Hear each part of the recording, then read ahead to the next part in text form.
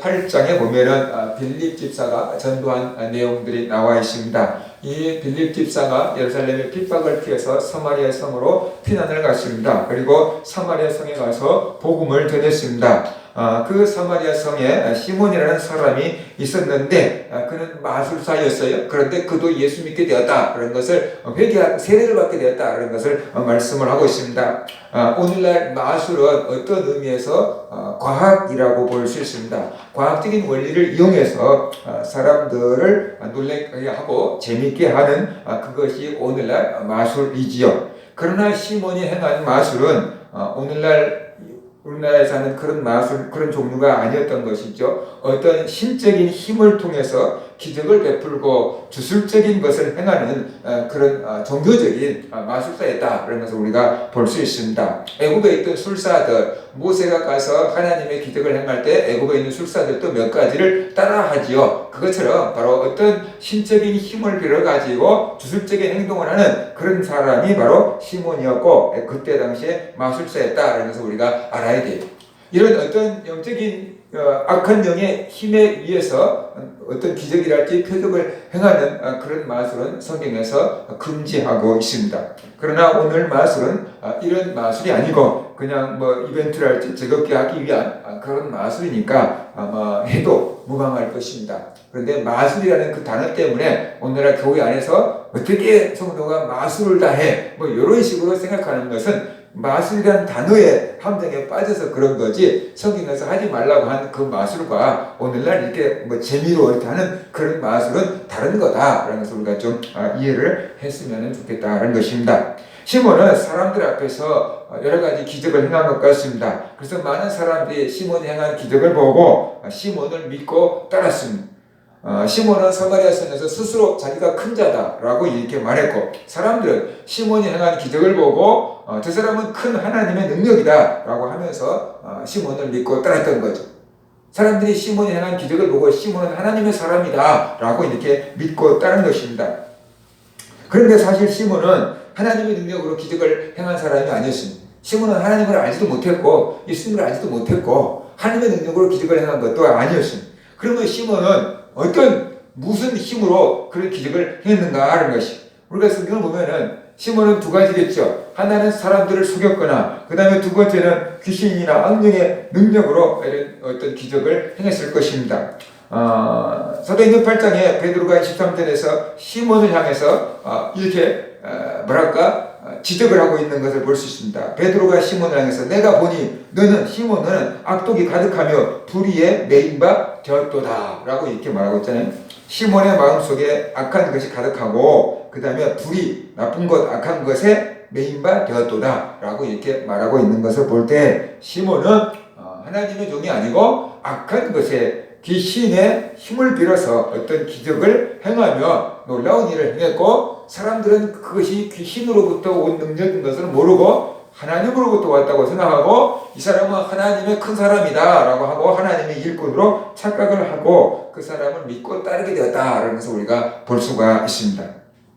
오늘날에도 어떤 기적을 행하고 표적을 행하는 사람들이 있습니다. 종교 가운데 또 교회 가운데에도 기적을 행하고 표적을 행하는 사람들이 있습니다. 이것을 우리가 보는 어떤 좀 극단적인 시각들이 있지요. 오늘날 기적은 없다, 오늘날 표적은 없다 라고 하면서 다 뭉개버리는 그런 사람들이 있습니다. 특별히 보수라고 하는 사람들 가운데 오늘날 무슨 병이 고쳐지냐, 오늘날 무슨 방언이 있느냐 라고 하면서 어떤 기적과 표적을 다 무시해버리고 오직 말씀 이렇게 생각하면서 예수를 믿고 있는 부류들도 있습니다.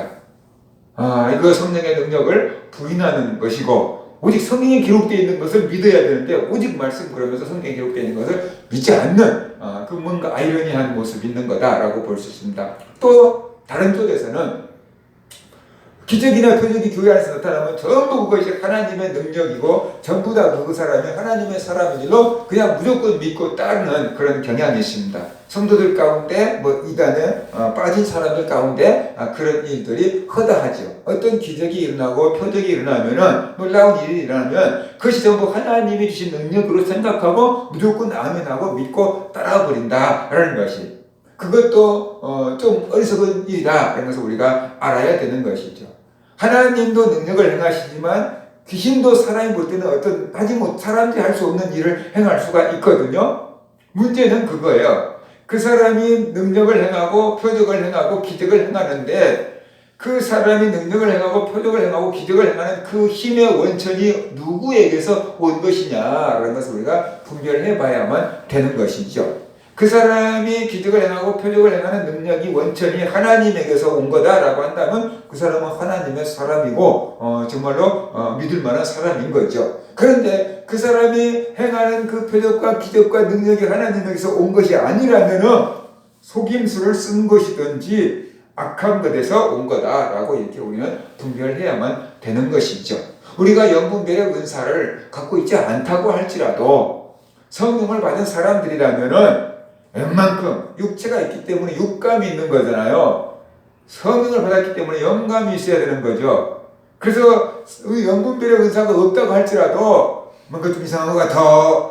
이런 끼임새라도 차릴 수가 있는 거다. 그래서 우리가 알아야만 되는 거죠. 그리고 주님께서 나무는 열매를 보면 안다 그랬잖아요. 그래서 그 사람이 능력을 행하고 표적을 행하고 기적을 행할지라도 그냥 무조건 하나님의 사람이라고 믿지 말고 좀 시간을 두고 지켜보면은 그 사람이 맺는 열매가 정말로 좋은 열매인지 안 좋은 열매를 맺고 있는지를 우리가 알아야 됩니다. 그 사람이 은혜 받으러 간 사람들이 신앙적으로 더욱더 성숙해지는지, 그 사람에게 은혜 받은 사람들이 교회의 덕이 되는지, 가정이 평안한지, 그런 것들을 지켜봐야 되는 거예요. 근데 은혜 받았다고 하는데 막 가정이 막 깨어진다 할지, 개인적으로도 평안하지 않고 불안하다 할지, 교회에 자꾸만 막 시험과 문제가 막 일어난다 할지, 그러면 우리가 열매가 아닌 것 같아. 그래서 우리가 좀 이렇게 주시하고 지켜볼 수 있어야만 된다는 것이죠.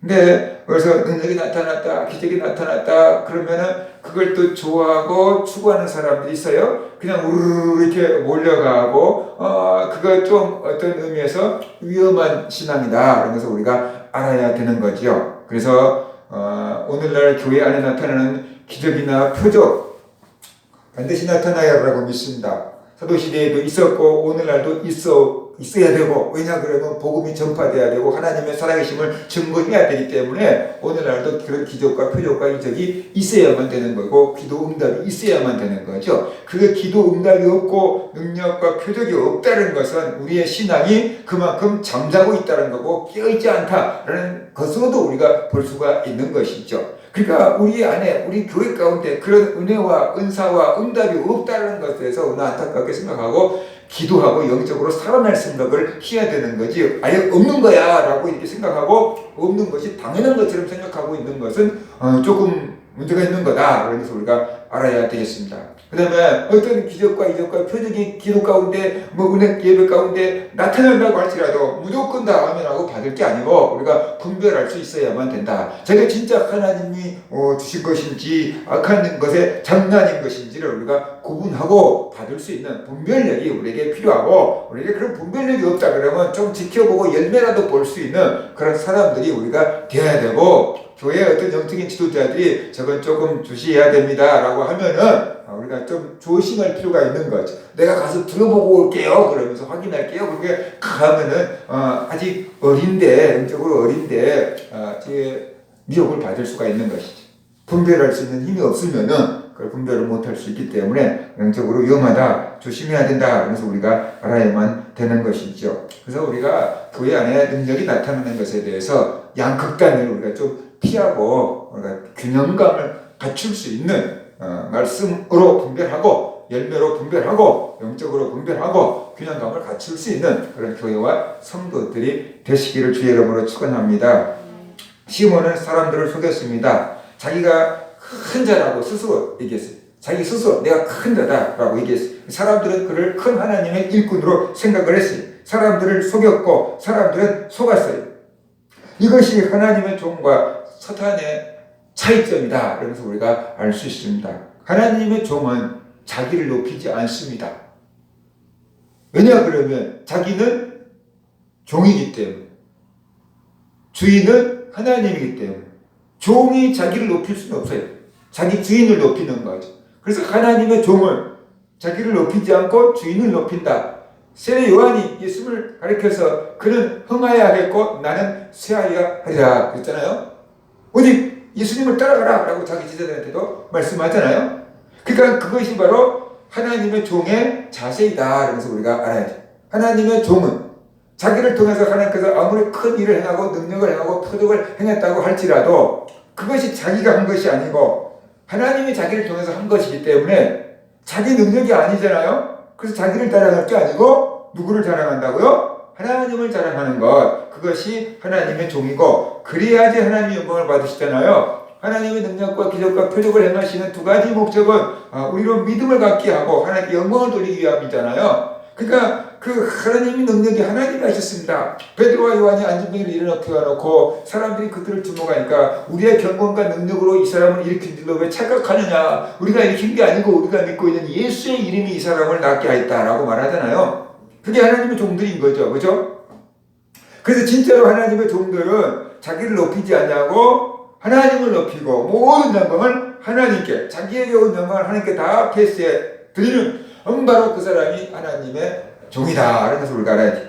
그런데 이단과 사기꾼들은 반대. 하나님께 가야 될 영광을 다 자기가 바로 가로채버리는 거죠. 자기가 제림 예수다. 자기가 하나님의 유일한 일꾼이다. 자기가 계시록을 유일하게 깨달은 사람이다. 막 그래가지고 하나님께 가야 될 영광을 다 자기가 가로채고 자기가 받아먹는데 그게 결국 뭐가 되냐면 교주가 되는 거죠. 하나님의 자리에 자기를 딱 갖다 올려놓는 거죠. 말로는 하나님이라고 하는데 결국은 자기가 하나님인 거예요. 이게 바로 교주들, 이단들, 사기꾼들이 하는 건데 이게 가짜다. 그래서 우리가 알아야 되는 거죠. 이게 가짜인 거예요. 그러니까 열매가 완전히 달라요.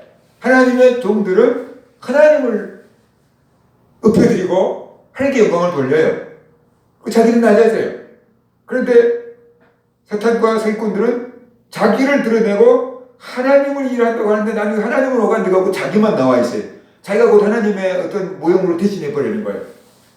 그게 사탄이고 그게 이단이고 그게 사기꾼인 거다. 그래서 우리가 알아야 돼. 그게 그 상태에 가면 벌써 그 사람은 끝난 거예요. 영적으로. 하나님과 관계없는 사람이 된 거예요. 그런데도 사람들은 모르고 그 사람이 뭐 능력이 있다. 그 사람이 어쨌다 하면서 그 사람을 믿고 따르는 건데 영 갈바를 알지 못하기 때문에 미혹되고 속고 있는 거다. 그래서 우리가 알아야 되는 거죠. 이 정도면 그냥 일반 성도들도 분별력 있으면 분별할 수 있는 거잖아요.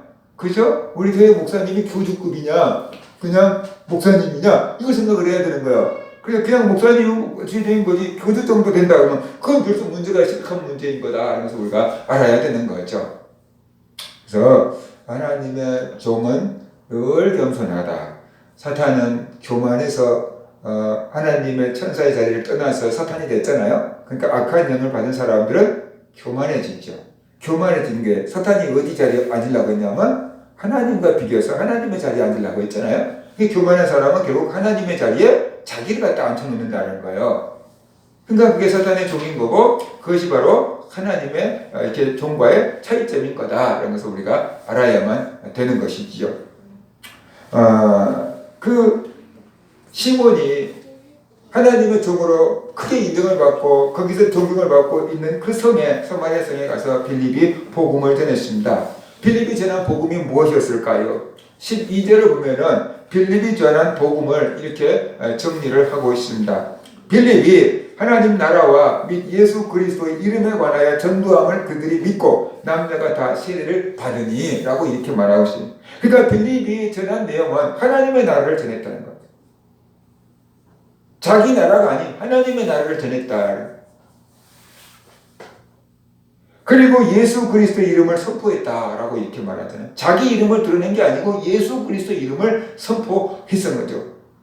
빌립의 전도를 듣고 사마리아 성에 있는 남녀가 다 세례를 받았다. 그러니까 세례를 받았다는 것은 적어도 예수님의 십자가의 죽음과 부활에 대한 가르침을 듣고 그 제자가 되기로 결단하고 세례를 받은 것이다 라고 볼 수가 있는 거죠.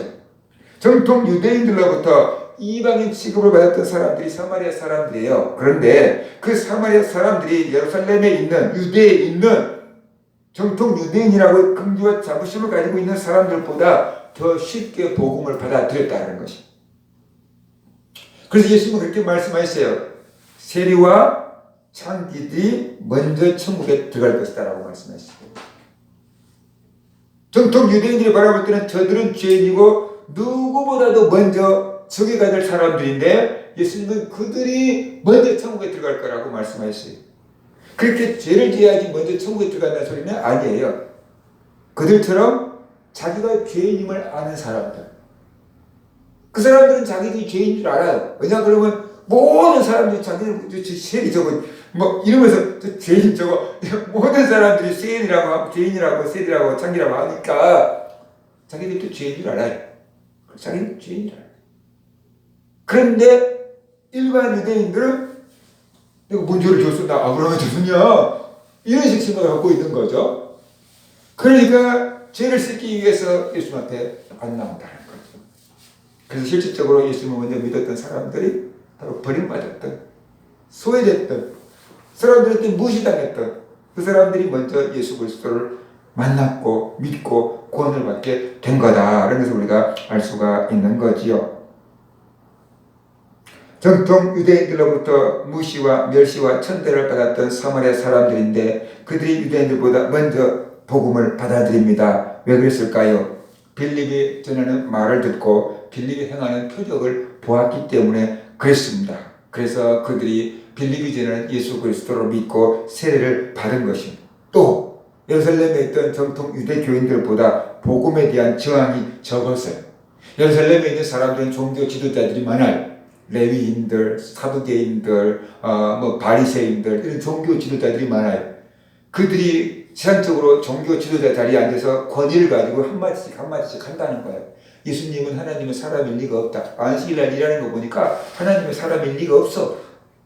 나사렛에는 선한 것이 나올 수 없어. 뭐 이런 식인 거죠. 그러다가 보니까 그 사람들이 그 종교 지도자들의 말을 듣고 어떻게 돼요? 우리가 존경하는 랍비가, 우리가 존경하는 제사장이, 사두개인이, 아니면 뭐 국회의원이, 공회원이 예수님은 하나님의 사람일 리가 없다 그랬어. 이런 식이 되는 거죠. 마음속에 그게 딱 들어온 거죠. 그러니까 사도들이 행하는 기적과 표적을 보고도 어떻게 돼요? 아실 거야. 그럼 사람 안 받아들이는 거죠. 안 받아들이는 사람들이 있어요. 그런데 이 사마리아 성에 있는 사람들은 예루살렘에 있는 사람들보다 그런 어떤 선입견, 그것이 조금 적었던 거죠. 그래서 복음을 쉽게 받아들일 수 있는 구조를 갖고 있었다라고 볼 수 있어요. 복음을 받아들이는데 거절하는 것들이, 이렇게 꺼리끼는 것들이 있으면은 복음을 받아들이기가 어려워요. 예를 들어서 우리나라에 복음이 들어올 때 사람들이 예수 그리스도의 복음을 받아들이는데 큰 걸림돌이 됐던 것 중에 하나가 뭐냐면 제사를 안 지낸다는 것. 어떻게 조상도 모르는 종교가 있느냐. 이렇게 해가지고 기독교가 굉장히 많은 핍박을 받게 됐고 그렇게 된 거죠. 지금 또 뭐 사람들이 예수를 믿으려고 그러면 뭐 주의를 지켜야 된다는 둥, 술, 담배를 끊어야 된다는 둥, 뭐 그런 것들이 장애가 될 수가 있는 거죠. 이런 장애물들이 있는 주일날 나는 일을 가야 돼요. 뭐 이런 달지. 그런 장애물들이 많으면 많을수록 예수를 믿는 것이 참 힘들어져요. 그런 장애물이 없는 사람들이 예수를 믿으면 어떻게 돼요? 조금 시원하게 예수를 믿을 수 있는 거죠. 아니면 우상 숭배를 많이 한 집안이랄지, 그죠? 그런 집안에서 예수 믿으려고 하면 방해거리들이 있지요. 육체적으로도 영적으로도 방해거리들이 있지요. 그래서 예수 믿기가 좀처럼 어려운 거예요. 그런데 그런 방해를 딛고 예수를 믿게 되면은 그런 사람들도 누구보다도 확실하게 예수를 믿고 잘 믿을 수 있는 거다. 그래서 우리가 알아야 돼요. 아무튼 우리가 예수 그리스도 앞에 나오는데 방해거리들을 많이 만들어 놓으면은 영적인 손해예요. 우리 안에 방해거리들이 없어야 돼요.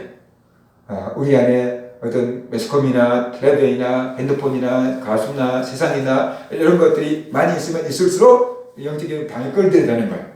전혀 없이 살 수는 없겠지만 그걸 조절할 수 있는 그런 성도들이 되어야만 되는 것입니다. 사마리아 사람들이 복음을 들었다는 것도 놀라운 일이에요. 그런데 그보다 더 놀라운 것은 마술사 시몬도 빌립의 말을 듣고 세례를 받았다는 것이에요. 13절은 시몬도 믿고 세례를 받은 후에 전심으로 빌립을 따라다니며 그 나타나는 표적과 큰 능력을 보고 놀라니라고 이렇게 말씀하고 있습니다. 사마리아 성 사람들이 빌립의 말을 듣고 다 세례를 받았어요. 그때 마술사 시몬도 세례를 받았습니다. 세례를 받은 후에 시몬은 전심으로 빌립을 따라다녔다. 전심으로 빌립을 따라다녔다는 소리가 뭐겠어요? 계속 빌립을 따라다닌 거예요. 그럼 왜 빌립을 따라다녔겠어요? 빌립이 행하는 표적을 보기 위해서 빌립을 따라다닌 거예요. 이 사람은 그런데 관심이 굉장히 많은 사람이에요. 오늘날도 은사 같은데 관심이 많은 사람이 있어요. 그 사람은 이 기도원 저 기도원 여기 은혜 받았던 사람 쫓아다니고 저기 은혜 받았던 사람 쫓아가고 막 안수 받으려고 막 그렇게 따라다닐 수 있죠. 그죠? 빌립이 그런 사람, 시몬이 그런 의미로 빌립을 따라다녔던 거죠. 시몬은 빌립을 따라다니면서 빌립이 행하는 큰 표적과 능력을 보고 놀랐어요. 왜 놀랐을까요? 자기도 기적을 행한 사람이었잖아요. 자기도 표적을 행한 사람이었잖아요. 그런데 왜 그가 빌립이 행한 기적과 표적을 보고 놀랐을까요? 빌립이 행한 것을 딱 보고 저것도 사기치겠지라고 봤는데 아닌 거예요. 자기는 사기를 치는 거예요. 자기는 악령에 의해서 그러는 거예요. 근데 빌립이 와서 하는 것을 보니까 사기를 치고 속이는 것도 아닌 것 같아요. 자기가 행한 것보다 더 어마어마한 일을 하는 거예요. 자기는 도저히 할 수 없는 일을 하는 거예요. 중풍병자가 나왔고 뭐 이런 식이 걷지 못한 사람이 걷고 귀신이 소리지고 떠나가고 뭐 이런 일이 벌어지는 거예요. 그러니까 자기는 할 수 없는 일을 빌립이 하니까 저 사람이 진짜다. 저 능력이 진짜다. 쉽게 말하면 시몬 입장에서는 이런 거였대요. 저 사람이 나보다 센데? 이거였던 거죠. 저 사람이 나보다 세다. 진짜 세다. 저 사람한테 한 수 배워야 되겠다. 그래서 생말로 형님하고 따라다닌 것처럼 빌립을 따라다니는 수준이었다라고 이렇게 볼 수가 있습니다. 빌립은 그런 뭐랄까 영적인 세계를 좀 아는 악한 영에 의해서라도 영적인 세계를 좀 아는 사람이었어요. 그러니까 누가 진짜인지 누가 센지 약한지를 금방 분별할 수가 있었던 것이 자기보다 빌립이 훨씬 세다는 거. 자기가 믿고 있는 신보다 빌립이 믿고 있는 신이 훨씬 크다는 것을 알게 된 거예요. 자기 능력은 속이는 거라면 빌립의 능력은 진짜다라는 것을 알게 된 거죠. 그래서 빌립을 따라다니게 된 거다. 그래서 우리가 알아야 돼요. 이방 종교를 우상을 깊이 믿고 따랐던 사람들이 복음을 딱 접하고 나면 무릎을 탁 치면서 이것이 진짜다 이렇게 돼요. 근데 아기 때부터 쭉 교회 안에서만 자라온 사람은 다른 걸 모르잖아요. 비교가 안 되는 거예요. 그러니까 다 그게 그거지 라고 이렇게 생각을 하고 우리가 갖고 있는 기독교 복음이 얼마나 소중한지를 모르는 거예요. 예수를 믿고 구원을 받는다는 것이 얼마나 소중한 것인지를 모르는 거예요. 그런데 다른 종교를 믿던 사람들 자기 힘과 능력으로 죄를 씻고 용서받고 구원을 받으라고 아무리 해도 안 되거든요. 그런데 예수님께서 수고하고 무거운 짐진 자들아 다 내게 오라. 내가 너희를 쉬게 해주겠다. 주님께 맡기기만 해라. 그러면 구원해준다. 그 말을 들을 때 그 사람들은 세상에 이렇게 편한 종교가 어디서 세상에 이렇게 쉬운 진리를 놔두고 우리가 고생을 했구만. 그러면서 하나님의 복음이 진짜인 줄 딱 아는 거예요. 감격하는 거예요. 근데 우리는 그렇게 노력을 해보지 않았기 때문에 예수 믿고 구원 받고 당연한 거 아니야. 애기 때부터 들었던 거 아니야. 다 아는 거 아니야. 이렇게 생각하니까 그것이 얼마나 소중한 진리인지를 모르고 살 때가 많이 있다. 그래서 우리가 알아야 됩니다. 그래서 우리가 가지고 있는 것을 소중하게 생각하지 못할 때가 많이 있는데 이 기독교 복음은 그 어떤 것보다도 소중한 복음이다. 어떠한 종교도 따라올 수 없고 어떠한 신도 따라올 수가 없는 것이 하나님이고 기독교 복음이다. 그래서 우리가 알아야 됩니다. 그래서 사람들이 종교는 비슷한 거지라고 생각하지만 절대로 비슷한 게 아니다. 하나는 가짜고 하나는 진짜인 것과 똑같은 거다. 예를 들어서 뭐 다이아 반지라고 해봅시다. 진짜 다이아 반지하고 가짜 다이아 반지하고 사람들이 볼 때는 비슷비슷한 거니까 비슷비슷한 거야. 뭐 이거 진짜 주고 가짜 가져가. 그러면 진짜를 가지고 가짜를 가져갈 사람이 누가 있겠어요? 가격 차이가 어떻게 돼요? 엄청나게 차이가 날 거예요. 그죠? 사람들 볼 때 어느 종교가 비슷비슷해 아무거나 믿어. 그렇지만 그거 아니에요. 어떤 종교는 생명이 있고 어떤 종교는 생명이 없는 거예요. 차이 차이인 거예요. 사람들이 그걸 몰라요. 그래서 우리가 예수 그리스도를 믿고 있는 것이 얼마나 큰 복인지를 우리가 알고 우리가 믿고 있는 신앙 세상에서 이것과 견딜 수 있고 비교할 수 있는 것은 아무것도 없다라는 것을 깨닫고 긍지와 자부심을 가지고 예수 그리스도를 믿고 살아가는 그런 성도들 되시기를 주의 이름으로 축원합니다.